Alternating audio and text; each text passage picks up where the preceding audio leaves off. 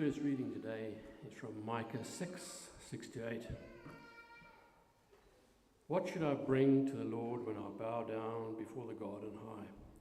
Should I come to him with burnt gifts, with calves a year old? Will the Lord be pleased with 1,000 thousands of rams, or with 10,000 rivers of oil? Should I give my firstborn to pay for not obeying? Should I give the fruit of my body for the sin of my soul? O man, he has told you what is good. What does the Lord ask of you but to do what is fair and to love kindness and to walk without pride with your God? Second reading is from Psalm 86, 8-15. There is none like you among the gods, O Lord. Nor are there any works like yours. All the nations you have made shall come and bow down before you, O Lord, and shall glorify your name. For you are great and do wondrous things. You alone are God. Teach me your way, O Lord, that I may walk in your truth. Give me an undivided heart to revere your name. I give thanks to you, O Lord my God, with my whole heart, and I will glorify your name forever. For great is your steadfast love towards me. You have delivered my soul from the depths of Sheol. O God, the insolent rise up against me. A band of ruffians seek my life, and they do not set you before them. But you, O Lord, are a God merciful and gracious, slow to anger and abounding in steadfast love and faithfulness.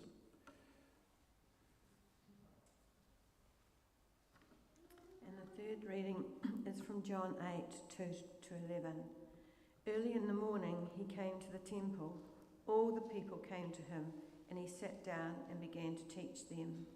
The scribes and the Pharisees brought a woman who'd been caught in adultery, and making her stand before all of them, they said to him, "Teacher, this woman was caught in the very act of committing adultery. Now in the law, Moses commands us to stone such woman. Now what do you say?" They said this to test him, so that they might have some charge to bring against him. Jesus bent down and wrote with his finger on the ground. When they kept on questioning him, he straightened up and said to them, "Let anyone among you who is without sin be the first to throw a stone at her." And once again he bent down and wrote on the ground. When they heard it, they went away one by one, beginning with the elders, and Jesus was left alone with the woman standing before him. Jesus straightened up and said to her, "Woman, where are they?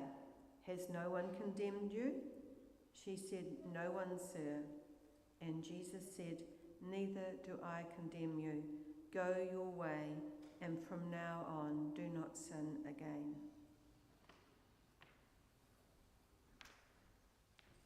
Thank you, readers.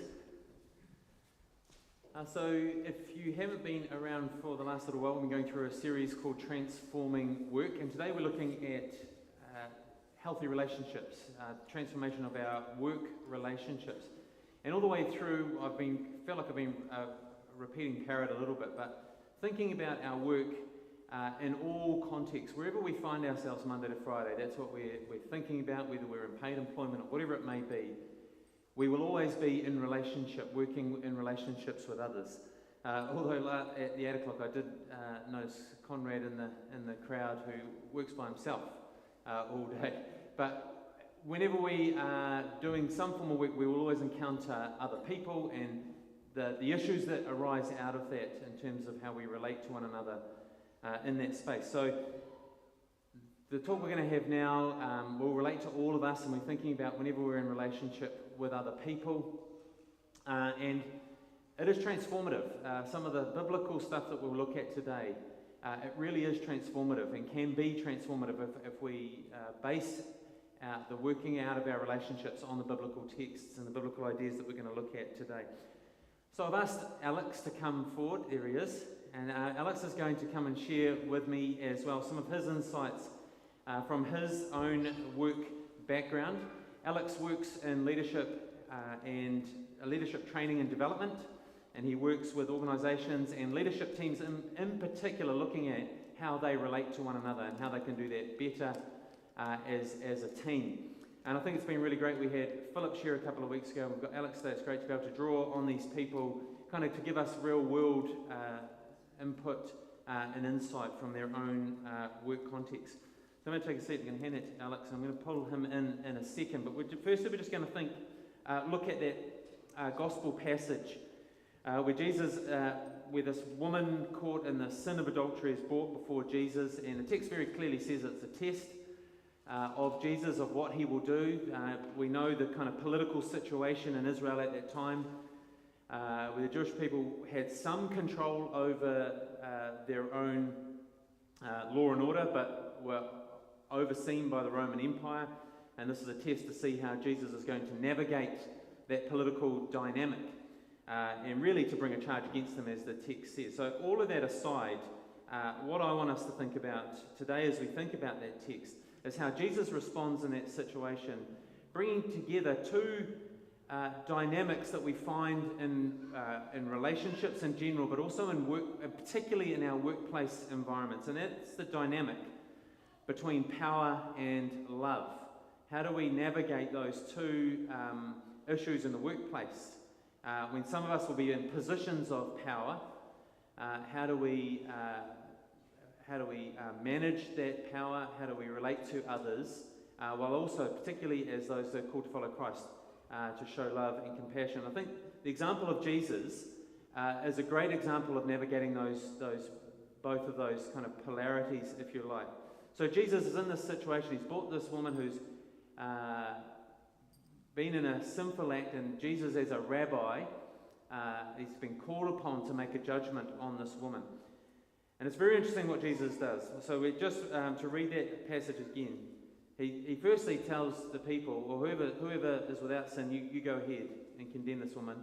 I don't know if it says it in this text, but it says from the oldest to the youngest they left. You know, the older people, they know their hearts, don't they? They click onto this a lot quicker than the young ones who may be a bit more full of themselves. Everyone leaves, and Jesus says, "Has no one condemned you?" The woman says, "No one, sir." And Jesus says, "Neither do I condemn you. Go your way, and from now on do not sin again." So on one hand, Jesus has the power to condemn this woman, to judge this woman, but he refuses to do that. "Neither do I condemn you." That's not a statement to just say, forget about it. Jesus actually has the power to judge this woman. Actually the power that no one else has, ultimately, to judge this woman. But he refuses to use this power to condemn her. However, that doesn't mean that Jesus is permissive of what this woman has been accused of. He doesn't kind of change his standards of behaviour. And this is to be our example. We're not to write people off, we're not to condemn people, but neither are we to kind of let standards slip and say, you know, it's okay to name wrong behaviour. It's okay to have accountability, to have standards of behaviour. That's what the gospel calls us to. So that Jesus keeps that intact by that final statement. That is part of what it means to love, that holding those two together, power and love. So Alex, I want to ask you, from your workplace experience, to give us more of an explanation of those polarities of power and love, and how they maybe work well together. Yeah, thank you. Is this working? Vaughan, can you connect? There we go. So I'm very fortunate in my work to be connected with multiple organisations throughout a working year. So I get to see inside lots of different workplaces.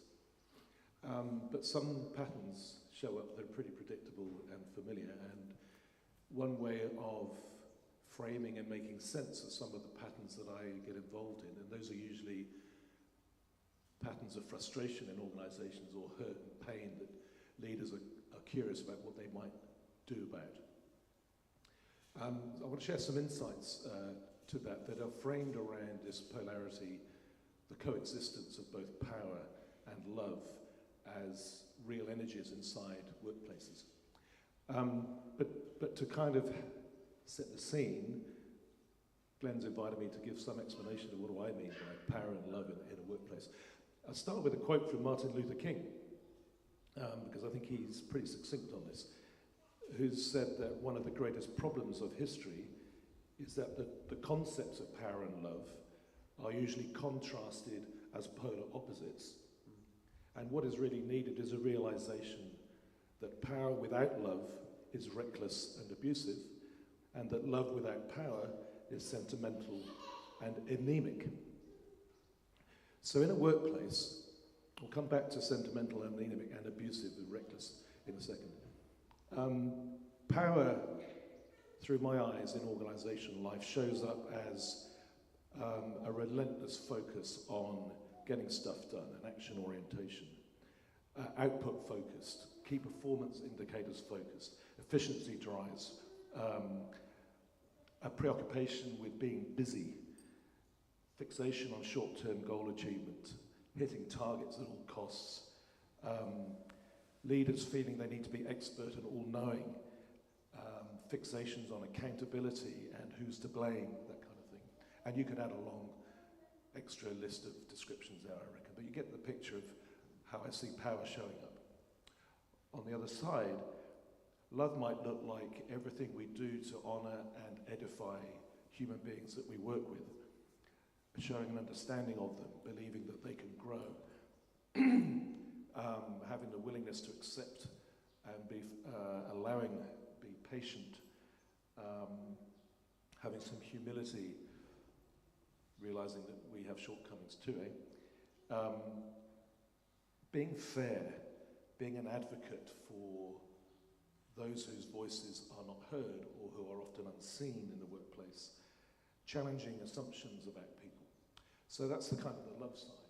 So my premise is this, that when I see pain or frustration or problems in organisations that I've been invited in to help make sense of and contribute to fixing, one way I can sense make is that there's an imbalance between power and love in the workplace here. And what we really need is to believe and to learn how to act to bring both love and power together. I don't doubt for 1 minute that we as Christians go out into the world to be the best we can, Christ-like, to go into the workplace with a commitment of being kind and loving and good. But I think we fall short a lot. And I think part of the way we fall short is that we're pretty good on the kind side of love, but to be a bit firmer with that, to bring it alongside power, we step back from.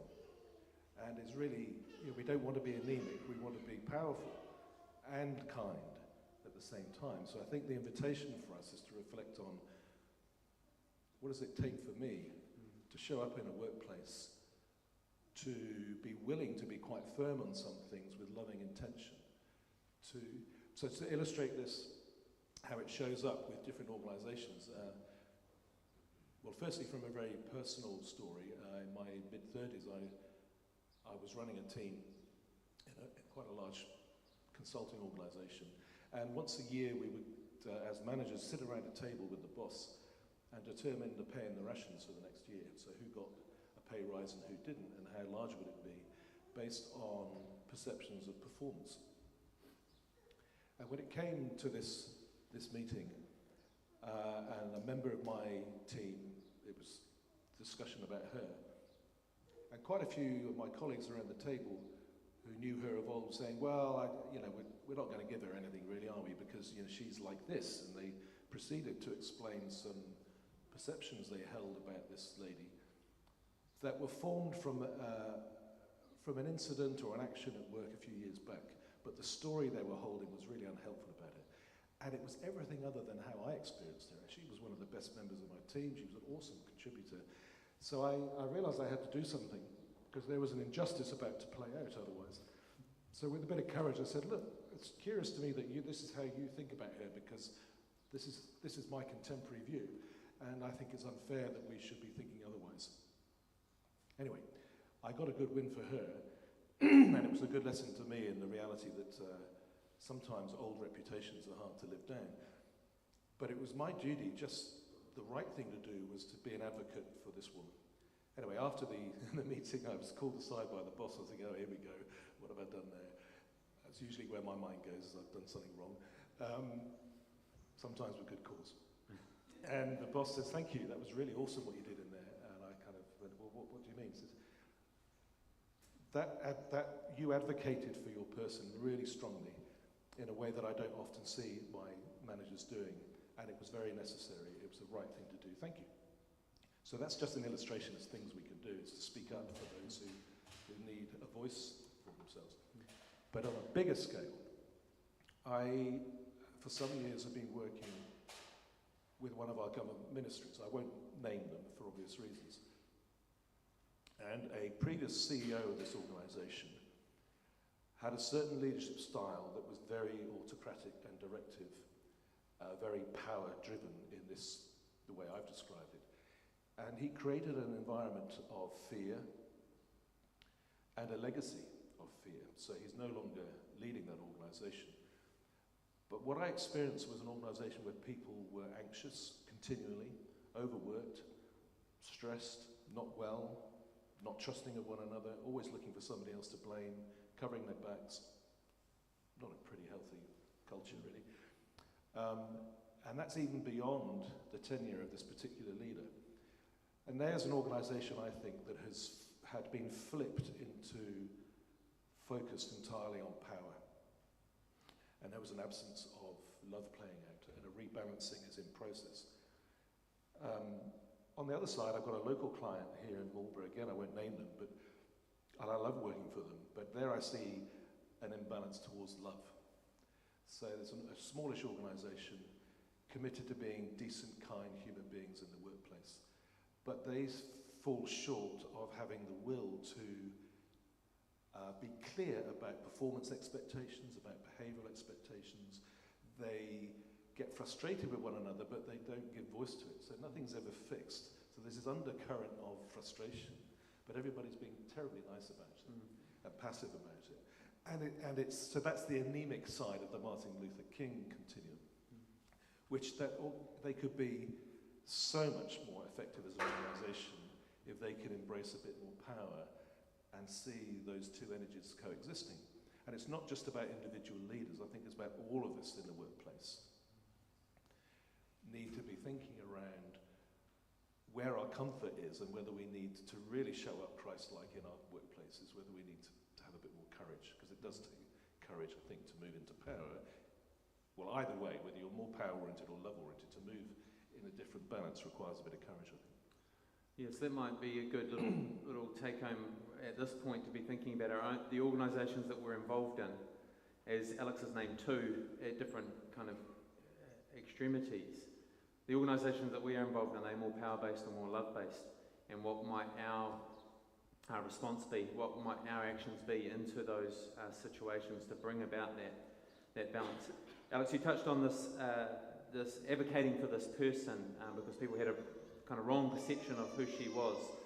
And that really links up quite nicely actually with the Micah 6 passage, a very, very well-known passage. What does the Lord require of you? To do justice and to love kindness is the answer, and to walk humbly with our God. And very interesting, the word justice, I think we probably have some perceptions of what that word means. And there are, in biblical language, there are aspects where it is retributive, where there is punishment or an act of deciding a dispute, a legal dispute with punishment to follow. But the vast majority of the kind of biblical understanding of the word justice is restorative justice. When we think about the character and the nature of God as portrayed right through the Old Testament, obviously ultimately in Jesus Christ, the justice is to restore relationship with God. Even some of the punitive stuff that Israel go through is actually in order to restore them to the relationship that they have strayed away from with God. It is an act of restorative justice. So God's justice, based on who He is himself, is about helping the vulnerable of society. It is about advocating, as we heard that example that Alice gave, advocating for others, maybe those that cannot speak for themselves. Also about changing structures that create injustices, even in our organisations. How can we speak up against some of the things that are happening in those organisations? And so it's kind of the power side of the dynamic, is that God works and calls us to work, to use our power, the power that we have, and whatever that may be, for the benefits of others, for the just benefits of others. So that's a bit on justice. Kindness, I think, is another really misunderstood word. So do justice and love kindness, it says. And I think when we hear that, what comes to mind when you hear the word kindness? I think in our modern context, we might think of, I don't know, hopping up and giving my seat to someone. It's a kindness, isn't it? Or making a cup of tea for someone is an act of kindness. You know, we have these random acts of kindness at the moment. They're kind of the buzzword. The biblical concept of kindness is far, far richer and far, far deeper term for kindness. And it pops up again in Psalm 86, which we read. God is slow to anger and rich in love. Steadfast kindness, this similar word again. And the idea that comes through in Scripture, and of course, again, it is the character of God. It's used a lot of God. The Hebrew word is hesed. You might have heard that before, to describe the nature of who God is.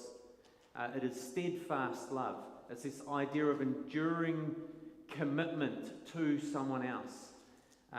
Loyalty, keeping my word, keeping my promise, being faithful to that person, regardless of how that person responds to me. And of course, we can think all the way through Scripture of God's examples of how He has done this with His people Israel.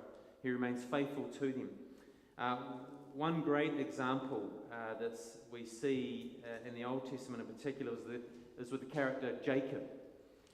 Jacob is this traitorous individual who steals his brother's birthright and his inheritance and goes around double-crossing everyone that he possibly can for his own benefit. When he kind of comes back, he escapes his brother Esau, you remember, after stealing his birthright, and he actually gets done over himself. You kind of think, oh, good job. Anyway, he comes back to his own land, his own people, and he's very afraid how Esau's going to react to him. And he sends a lot of livestock and all these things to kind of, smooth him over. And when Esau opens his arms and accepts him back, Jacob prays this. He prays this: I am not worthy of the least of all the steadfast love, of all the kindness and all the faithfulness that you have shown to your servant. So this idea that God remains faithful to us, even when we are kind of going all over the place. And Jacob, God not only shows steadfast love to him, but actually Jacob becomes part of God's greater purposes. He uses him. It is, of course, Jesus is a descendant of Jacob. So God uses him in that way. And in Christ, that's what we are called to do. So when we think of that word kindness, I'm going to show kindness. There's so much more depth to what that means.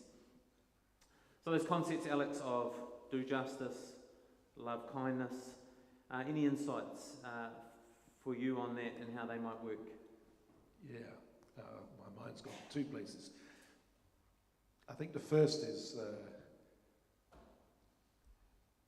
if we want to do justice and be steadfast in our kindness, we have to accept that there's something that gets in the way often, which is, I think, our predisposition as human beings to, in an instant, judge and evaluate other people unhelpfully when we're in the face of things that we don't like the look of, that are different or frustrating behaviour or whatever. We don't intend to do that. It just is a reflex human response, which is really unhelpful to relating well and to being kind. In an instant, that's our sense-making, which is that person is wrong or malicious or inconsiderate or whatever, which misses out, I think, a bigger piece, which is all of us know from our own lives that navigating life is far from straightforward. We've always got something that's we've coped with or are coping with, and that means that other people that we're working with likewise. But we often don't know their context, and we often don't share our context with them, so they can't know what else we're dealing with. But our context and what we're dealing with as human beings and what our backstory and our history has been often shapes our behaviour, often shapes the beliefs we hold about right and wrong and whatever. So all of that means that more often than not we jump to unhelpful words, unhelpful action that are evaluating and judging others. When the other story could be about kindness and understanding and a steadfast commitment to believing the good in the other, which allows us to see another possibility, that people can grow, that they can make mistakes and be forgiven, and that we can allow them to make mistakes and we can forgive them, and so on. So the first thought is, how do we create the possibility that we jump less quickly into those judgmental, evaluative, unhelpful flips? I think one way is we have to go from autopilot into consciousness. We have to make a choice when we go to work, and it might be a choice we do every day as we walk to work, or get out of the car and walk up the street, or go through the doorway of the office, is what kind of human being am I committed to being? What do I really stand for as a work colleague? And to remind ourselves that we stand for justice, we stand for love and power, and that today, as all days, I'm going to commit to finding ways to be more that than I have been before. That's the commitment we can make to one another, or to ourselves. Because when we're clear about who we are and what matters and what we're willing to commit to, new wonderful things can happen. So I think that clarity of commitment is important. I've no doubt we all want to show up in the workplace as decent, loving, kind human beings, but I for one know that I can fall short of that quite often. So unless I'm really intentional and clear about what I stand for, I can often fall short. So there's a sense of reconnecting really consciously with what it means to be an active Christian in the workplace. And it's not just about being anemically loving, it's about actually being powerful with our love as well, so that we can be steadfast in that kindness. Probably said enough on that. That's really helpful, actually. A good practical thing we can do is we kind of enter the workplace almost. Who am I as a follower of Christ, that I take into the workplace? And that, we're beginning, I feel like as Alex and I talked through this, particularly at the 8 o'clock, that we're transforming. You're beginning to have a feel for that we can take these deeper, kind of richer concepts of justice and kindness, of power and love, that we can actually take those things into the workplace. That, I just keep on thinking the word kindness, it seems quite frivolous in some senses, but when we understand it in that richer way, a steadfast commitment that I take into my colleagues, into my workplace, the power that has to transform my workplace, my relationships with others. Just heard, thinking of a contemporary rebalancing of power and love. Yeah. Workplaces during COVID, quite appropriately, I think, turned the dial up on love and attention to relationship. And we, over a period of time, particularly during the lockdowns, were really attentive to one another and well-being.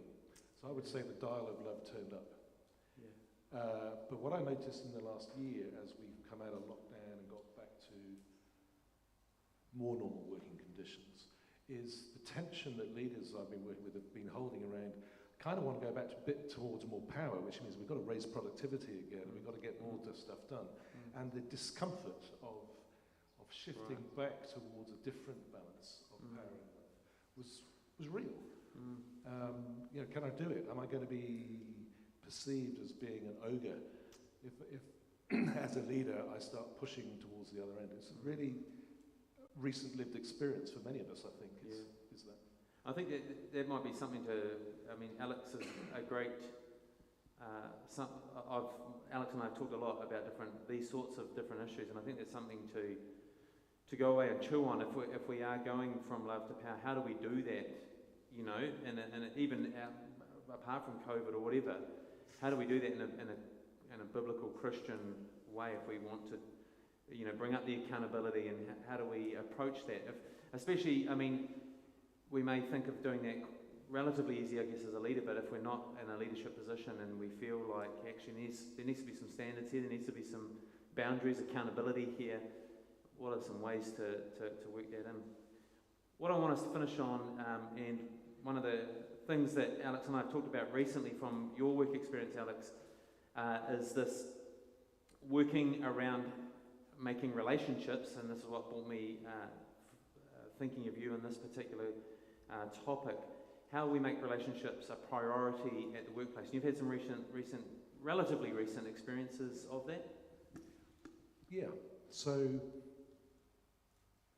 what I have had the privilege of experiencing the last 2 years is working, required by one of my main employers, so this is the government, to work alongside leaders from Te Ao Māori, so a particular fellow who's a CEO of a small iwi over in Gisborne.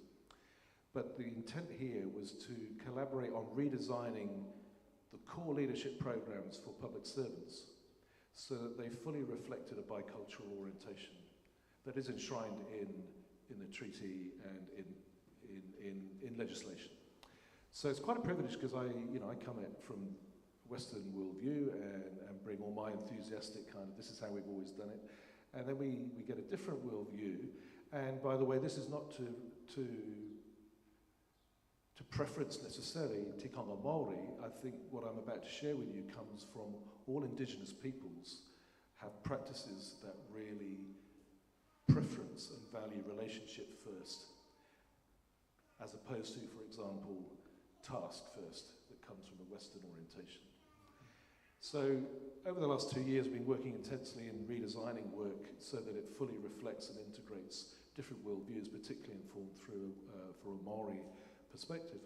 But what I've learned at a very simple level is the power of preferencing, intentionally creating practice and space to relate. So this leaves me with an insight, which is, I believe all too often in our workplaces, unintentionally, we have designed out of the workplace opportunity to relate really well.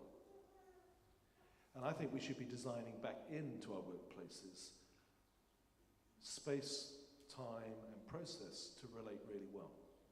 So, for example, on this leadership program I just talked about, hitherto, on a 5-day residential program, the first hour of the first day, we probably would have spent only an hour creating a space for the 16 willing participants to find out who each other are. So divide an hour by 16, it's not a lot of time, right? But we would have created that space, getting to know one another. And during that space, even that hour, I reckon there would have been 3 or 4 folk in the room whose feet would have been tapping, and you'd begin to see physical signs of their frustration. They want to get stuck into the work. You know, I forget this relationship stuff. When's the real, true work going to go? And so now we spend the first morning just on connection and sharing one another's whakapapa and the whanaungatanga and really getting a sense of who is the human being that I'm about to engage work with. And again, there's still a tension that we live with around, do some people in the group want to move a bit quicker towards the action, you know, when's the real work going to start? However, the quality of our work, the depth of our relationships, the deeper meaning we are getting from the work, and the reflections back saying, wow, that was an experience like I've never had before, just shows me the power that of creating with intent, so designing in space to connect properly with human beings and work colleagues. And then it brings a dividend back later on as we do better quality work, we do quicker work, we navigate challenges better, having established and nurtured those relationships.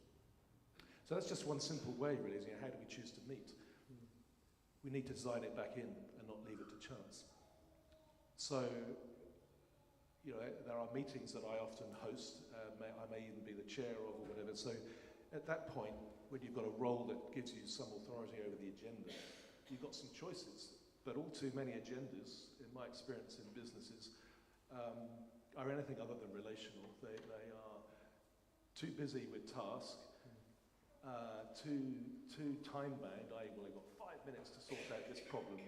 There is absolutely no space for relating at all. I mean, and I'm not exaggerating, I don't think. It often is the case. I often get invited to facilitate teams. Are we going to take the team away, but because I'm the boss, I want not to have the responsibility of facilitating. Would you come and help? So yeah, of course I will. So what are you trying to achieve? Oh, we've already got an agenda. Oh, let me see your agenda. And the agenda is usually round-packed from 8:30 a.m. till 4:30 p.m. No space. And what I've learned over the years is, whether they like it or not, creating big chunks of space just for human beings and colleagues to see each other again and to talk is actually the most valuable thing of all of these days. It's not the work we do, it's the connecting and the relationship. I'm probably saying too much now, but just want to hold and share this insight around, I believe we are at risk in our workplaces of unintentionally designing out opportunity for really good human relationship and connection.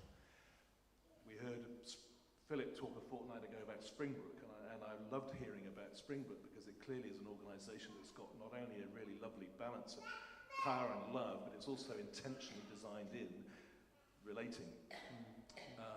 We need to be thoughtful about that too.